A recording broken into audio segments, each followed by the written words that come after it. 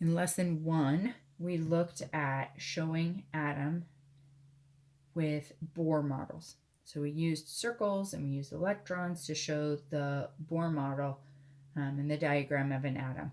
In lesson 2, we used Lewis dot structures. To show the atom's valence electrons specifically. So the ball and stick model, is another way for us to show not just one atom, but to show how atoms combine with other atoms. We also use formulas in this one here. So in formulas, we're talking about the symbols that represent the atoms that we're using, and numbers, subscript, or numbers below the rest of the letters, the rest of the writing, to show how many of each atom we have.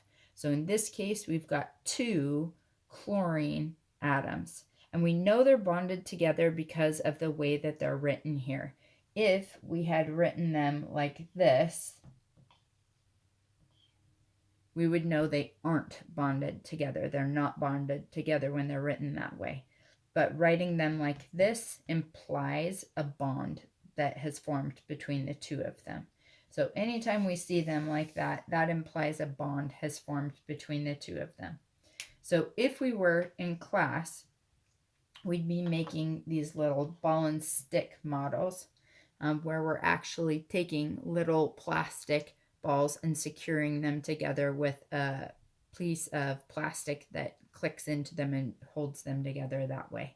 We don't have the ability to do that, so we're going to do the drawing version of it instead.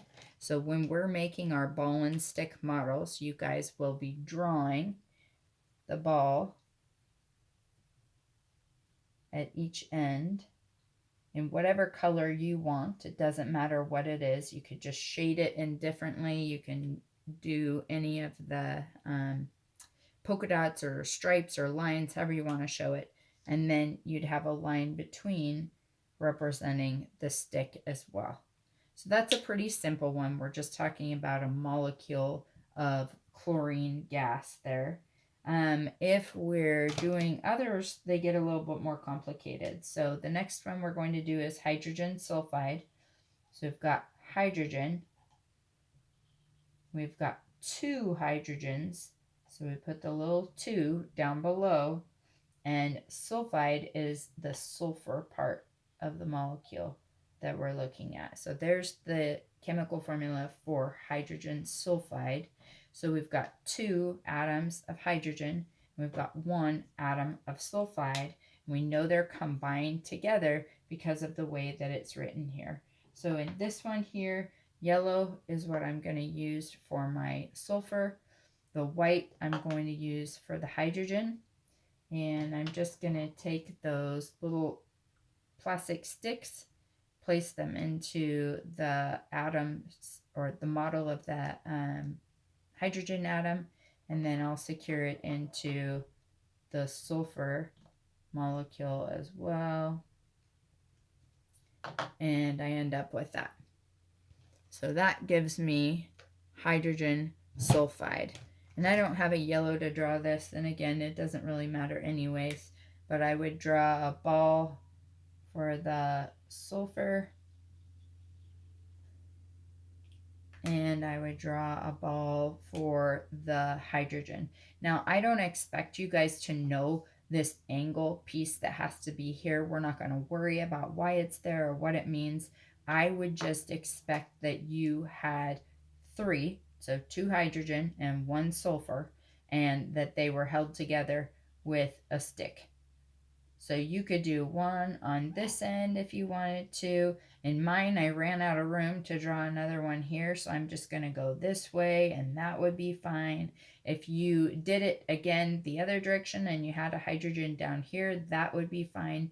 Just so you're showing all of the atoms and you're representing them with that ball shape, and then the stick connecting between them to show that a molecule has been formed. So this is our compound.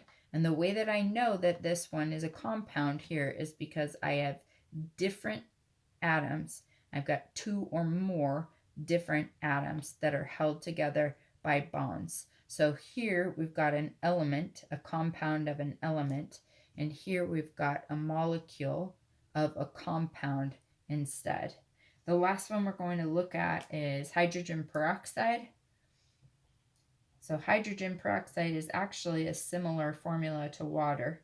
It has two hydrogen, just like water has, and oxygen, but instead of just one oxygen, it's got two.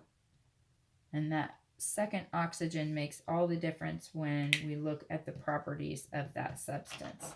So in this case here, I'm going to use white again for my hydrogen, but I'm going to use red for my oxygen. And I'm just going to click my oxygen together in the middle here. I'm going to click an extra little stick onto the oxygen, and put the hydrogen in place on one, and then I'm going to do the same on the other. And when I'm doing this, again, doesn't matter at all how you guys do your drawings of them, what order you put the atoms, molecules into, just so long as they're all together there representing what that formula is showing you. So in this case here, if I were drawing it, I would put my, let's see, I'm just going to draw it like it's shown in my ball and stick model here. So I'm going to start with my oxygen and draw my two oxygen atoms in. And remember, these ones here are compounds again, because we've got two or more different kinds of atoms that are held together by chemical bonds. And then my hydrogen, I'm just going to leave clear like I did before. And you could put them straight out to the side if you wanted to. You could put both of them down. You could put one across and one down. Doesn't matter how you put it together, as long as you've got those shown in your model.